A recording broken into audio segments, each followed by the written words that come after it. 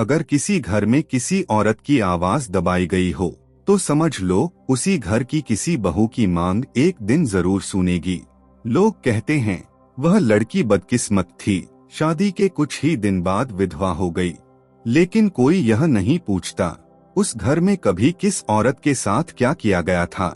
आज मैं आपको एक ऐसी कहानी सुनाने वाला हूँ जिसमें पति की मौत किसी बीमारी से नहीं हुई, किसी दुर्घटना से नहीं हुई, बल्कि एक दबे हुए पाप की कीमत थी। यह कहानी है उस औरत की जिसके हाथों की मेहंदी भी सूखी नहीं थी और उसकी मांग से सुहाग छीन लिया गया।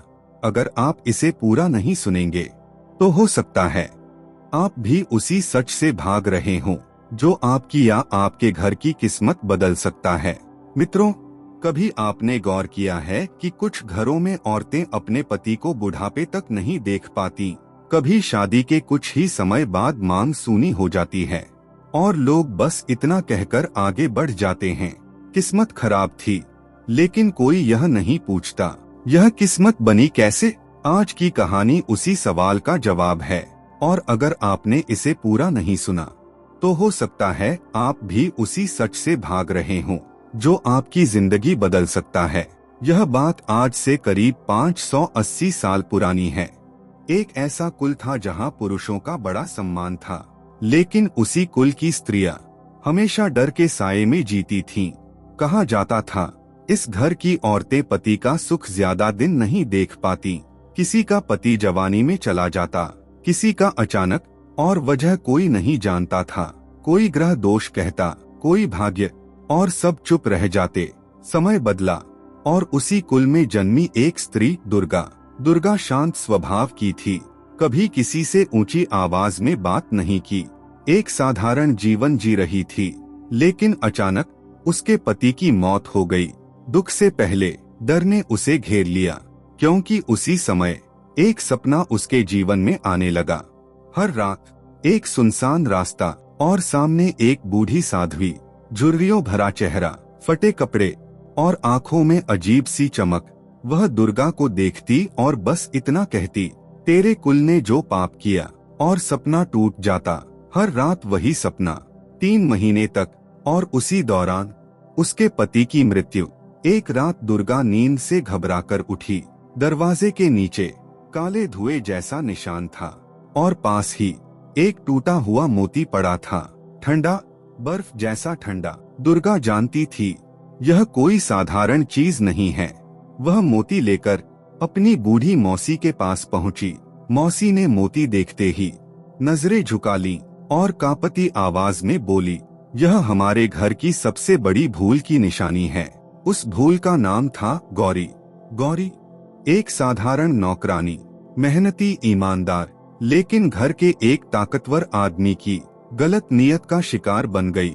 जब उसने विरोध किया तो उसी पर इल्जाम लगा दिया गया। इज्जत बचाने के नाम पर उसे रात में घर से निकाल दिया गया। बरसात हो रही थी, कोई सहारा नहीं, और उसी रात वह नदी तक पहुंची। लेकिन मित्रों, गौरी ने आत्महत्या नहीं की थी, उसे धक्का दिया गया था, और धक्का देने वाला कोई बाहरी नहीं था, उसी घर का आदमी था। सच दबा दिया गया, गवाह डर गए और गौरी का नाम इतिहास से मिटा दिया गया। लेकिन उसकी बद्दुआ जिंदा रह गई। उसने कहा था, जिस दिन मेरी आवाज दबाई गई उसी दिन पाप पैदा हुआ, और उसका फल इस घर की हर औरत भुगतेगी। पीढ़ियां बदली, लेकिन विधवापन चलता रहा। दुर्गा ने जब यह सच जाना तो उसने चुप रहना नहीं चुना। उसने घर के पुरुषों से सवाल किए, और उसी रात हवेली में गौरी की परछाई दिखाई दी।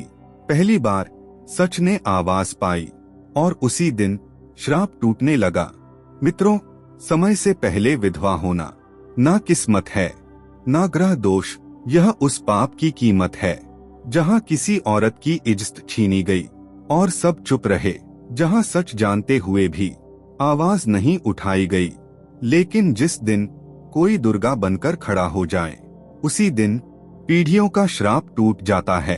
यह कहानी खत्म नहीं हुई है मित्रों, यह आज भी हर उस घर में सांस ले रही है जहां किसी औरत की आवाज अब भी दबाई जा रही है। इस चैनल पर हम डर दिखाने के लिए नहीं, जगाने के लिए कहानियां सुनाते हैं, वो सच जो अक्सर दबा दिया जाता है। अगर आप चाहते हैं कि ऐसी अनसुनी सच्चाइयां, ऐसी कहानियां जो सोच बदल दें, आप तक लगातार पहुंचती रहें, तो चैनल को सब्सक्राइब कर लीजिए, क्योंकि यहाँ हर कहानी मनोरंजन नहीं, एक आईना होती है। और याद रखिए, सच सुनने वालों की संख्या बढ़ेगी तो सच दबाया नहीं जा सकेगा।